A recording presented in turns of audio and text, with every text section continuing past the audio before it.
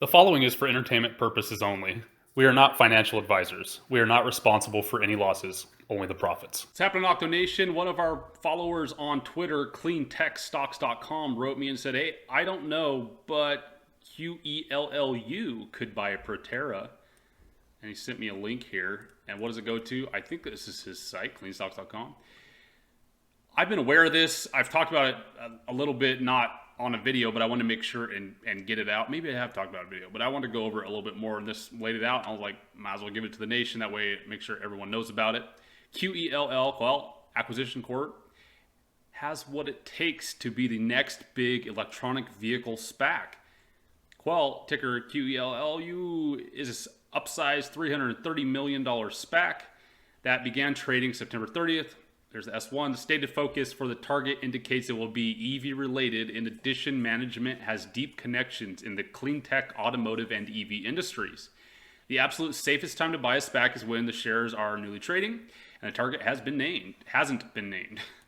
Here your risk is limited to the redemption price of the shares, around $10. That said, the potential gains can exceed 100%. Sure. Presently, the market could easily see a pullback because what's going on. Yep. At the moment, only the units are trading. Unit is only one share of Qell and 1/3 of an attached warrant. I don't even know if these are split yet. Have they? We'll look it up here in a second. The common shares and warrants should begin November 23rd. So yeah, they're not trading yet. So we just still have the units out. This is a brand new SPAC-a-rooney. About Qell, they're targeting high growth companies with enterprise values above $1 billion in the next generation mobility, transportation, sustainable industry, technology sectors. Target markets, they show next generation mobility. This right here looks to me like automated driving. It's scanning cars in front of you, 3D mapping stuff. We already had a couple specs like that. Transportation, they're showing what looks to be like EV semis. Sustainable industry technologies, could be anything related to solar panels or chips or who knows about that. Let's dive into Qell's management team is a who's who in the automotive, EV, and clean tech spaces. First, the CEO, Barry Engle, brings senior executive experience from General Motors.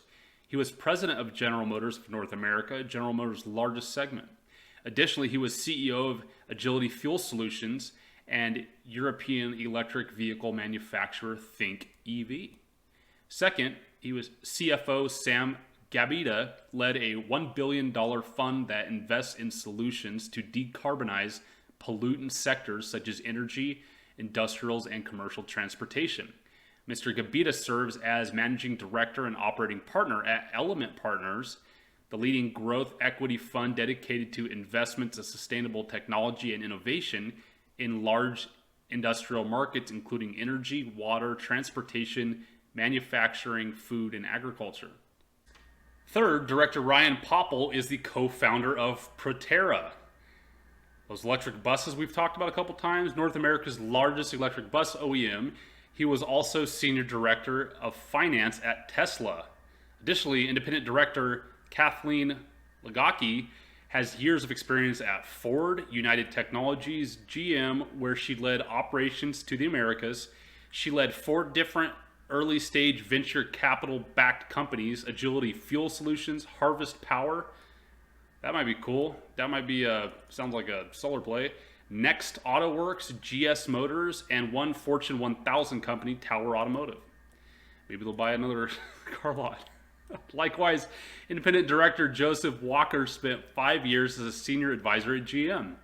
Here, he consulted GM on corporate finance, capital budgeting, M&A, restructuring issues. Finally, independent director Steve Adams served as director of Agility Fuel Solutions 2010-2019. This is an extremely experienced, connected, and well-rounded management team. I agree. Clearly, they got all the right stuff. They hit them with the right stuff to successfully bring the EV SPAC public. Doesn't necessarily mean an EV, but Qell is an operator-led SPAC. It's an operator-led SPAC defined as having management with a C-suite experience. They have solid advantages over investor-led SPACs. I discuss these advantages in this article he's got here. You can read about them more in detail in this article here at McKinsey & Company. Y'all heard of McKinsey & Company? Where have I talked about McKinsey & Company? The bottom line is operator-led SPACs like Qell typically outperform investor-led SPACs by a wide margin. Here's an interview if you want to watch that. The target expected sooner than later. In a very compelling article with freightwaves.com the other day, Barry Engel stated, teams get towards the end, they're in trouble. I agree. They need to get a deal done or they're going to lose their money. So they get sucked into doing a deal that in hindsight is maybe outside of their area of expertise, to say the least. They end up paying more than they should have, and it ends up being as good a deal for the shareholders as they might expect or like. It's not as good as a deal. We understand the importance of the transaction sooner than later. Regarding Proterra, Engel stated, we know Proterra. We love Proterra. It's a great company. I think they're subjectively, if you look at Proterra, it's a company that operating right square in this area of electric vehicles. It is, in fact, a private company, and companies like that would be very good candidate for a SPAC. GM has also experienced willingness to carve out electrification businesses, which could unlock value to unrealized in this capitalization, according to Fraser. In summary, clearly Proterra is a potential target for them, but with this management team experience, reputable contracts, I'm confident whatever the target is will be a win for shareholders. He owns some, Mr. Gary Anderson at CleanTech Stock. If you want to follow him on Twitter. Yeah, so I agree. The one thing I love though, man, is when they come out and say this, that they want to get, that teams that wait till the end are in trouble. Is it just me, or all the recent ones that are like waiting till the very end of deadline end up pivoting to something crazy, and then there's always some drama and then people are pissed? Maybe giving SPACs a bad name a little bit. But the ones that have been coming out real fast lately, they seem to be doing a little bit better. The way I look at it, I mean, the top 5 companies in every, let's call it sector, their phones have been ringing off the hook for probably over a year with random SPACs calling them all day long. That's why I think the current SPACs that are out and maybe halfway next year are going to get the best. They're cherry picking. They can pick the best businesses. I still think a lot of the bigger businesses are cocky, like Airbnb, for instance. Right? They're losing their shirt in a big way right now, but they're still remaining cocky. It might take them to get broken down enough to where they'll finally get a SPAC call and be like, you know what? Let's talk. Let's finally talk this over. Airbnb will come in and be like, all right, we want like $50 trillion. I'm going to be like, look, the reality is you're almost bankrupt. Sign here. We'll take you to market. I'm like, okay. I don't know. We'll have to see. I think we'll get a decent up and down wave with SPACs. Let's take a look at the ticker.